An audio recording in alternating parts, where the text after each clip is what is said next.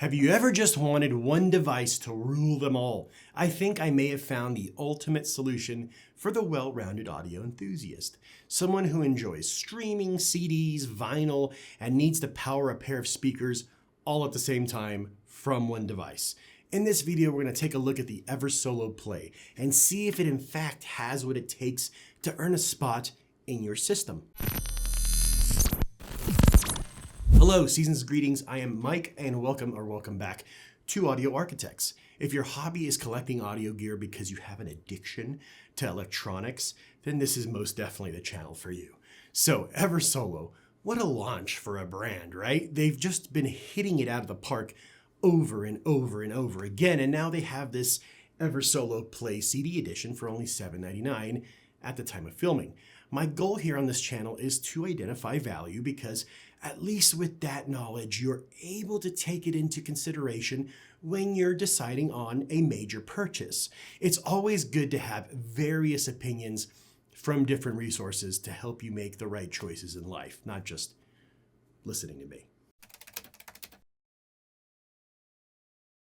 The front is dominated by a huge 5.5-inch HD Magic screen that gives you album art, playback, controls, app icons, and even system settings. Everything is clear, swipeable, and just looks really damn good. To the right of the front fascia, you get one multi-function volume and control knob. The knob is definitely smooth like butter. On the left side of the unit, you get something unexpected in 2025, a slim CD slot. Definitely a feature I'm extremely happy about. The top is clean aluminum, gently rounded at the edges with the Eversolo logo milled into the surface. It only comes in one color and you're looking at it. Overall, the unit has some heft to it. It's not a cheap plasticky build. It's built like a tank. Around the back is where you'll understand the real versatility of this device. Each connection tells you something about what this device can become in your system. Starting from the left to right, you see a 12-volt trigger input. Next, it's HDMI ARC. That means you pull audio from your television directly into the Eversolo. Below that is the IEC power connector for the included power cable and the power switch. Then you will notice the digital audio inputs, optical and coaxial. This unit is packed with an AK4493 SEQ DAC chip. I have found myself enjoying AKM DACs more than ESS. Perhaps it's just a phase. I go through those where I like something and I just beat it to death and then move on to the next thing. Don't judge me. Moving right along, you get line level inputs. That pair of red and white RCA jacks marked line in allow you to plug in anything with an analog output. It's a good opportunity to bust out that old tape deck. Take it for a spin. Then there's a small detail that matters to vinyl heads. There is a dedicated phono input. This has a built-in phono preamp for moving magnet and moving coil cartridges. So if someone owns a turntable with no preamp built in, they can plug straight in without needing any additional hardware. Easy peasy. Just past that, a single RCA labeled sub out. This is a low frequency output for a powered subwoofer in case your speakers need a little help in that department. Now, the speaker binding posts, 4 gold-plated terminals, 2 left, 2 right. These feed your passive speakers. The amplifier can provide up to 60 watts for 2 channels at 8 ohms or 110 watts, 2 channels, 4 ohms. Those numbers aren't bad at all. That can handle the majority of your bookshelf speakers or floor standers as long as they're efficient and regular. Below is where the convenience side lives. 2 USB ports labeled USB OTG and USB 3.0. These are for your external drives, thumbsticks, or in the case of OTG, connecting and importing data directly. The unit can read your music files and treat them like a local library.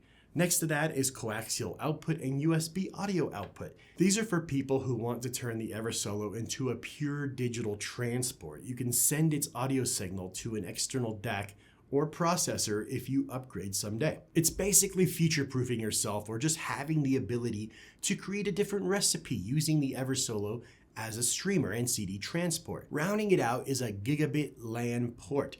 hardwired network is always more stable than Wi-Fi for high-resolution streaming. Aside from being a total Swiss Army knife, this thing is a bridge between generations of listening habits. Someone who owns 500 CDs can finally play them through a modern, high-quality system without giving up streaming convenience. A younger listener, younger person who lives inside Spotify or Qobuz might discover that physical media still has a place. Eversolo wrapped that hybrid experience in a device that is visually appealing, touch-friendly, and packed with legit audio engineering. Look, every audiophile hi-fi reviewer like me dreams about gear like this, gear that helps more people get into the hobby. This totally fits that mold and gives me something fresh to talk about beyond the usual DAC, amp, streamer, boring boxes. It answers a question people don't always know how to ask. How do I enjoy everything I have ever collected, old and new, in one place without building an entire rack of components? This is the way. Now, the one thing I am always trepidatious about is what happens if the CD player breaks or if the power supply goes out. Are you out of an entire sound system? Well, you get a 1-year warranty from Eversolo that covers parts and labor. Beyond that, that's the risk you take when you sign up for an all-in-one solution. I've told this to people since my Circuit City days. This is why people find separates beneficial. However, with how solid Eversolo products are, I'm sure you'll be fine. Don't let me scare you out of it. I just like to play the devil's advocate sometimes. It's always good to look at a scenario or situation from every angle so you don't get caught with your pants around your ankles. I gotta say, the Play surprised me. Here's an unpopular opinion. I wasn't expecting to like it more than the Wii Ultra, but I did. The Play has a personality. There's a fullness to the sound, a little more life and energy. The mid-range is smooth and inviting, the highs never get sharp or brittle, and the bass has real presence. Not overdone, not showy, just solid and confident. With the MoFi Source Point 10s, which are very easy to drive, the Play had no trouble getting loud and staying composed. It didn't sound strained or thin, it sounded comfortable, like it knew exactly what it was doing. Sure, it's not going to equal the resolution and dynamics of high-end separates. Nobody's asking it to. What really matters is that it makes you feel when the music is playing. And for me, it delivered a sound that's easy to settle into, easy to enjoy, and honestly pretty impressive for what it costs. It makes music fun, and that counts for a lot. I've said this before, and I'll keep saying it, your amplification is a massive part of how your system is going to sound. Every time I hear someone say all amps sound the same, I swear to God I could slap them. It's like God forgot to hand out the sense of hearing that day.